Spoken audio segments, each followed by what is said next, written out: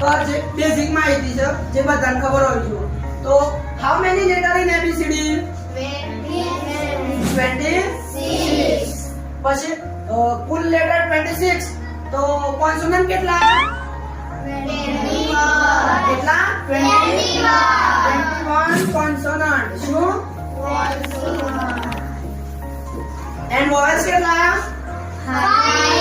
5.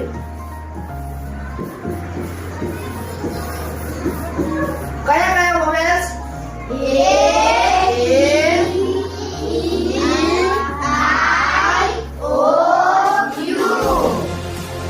Five છે શું vowel શું કહેવાય? વોવેલ.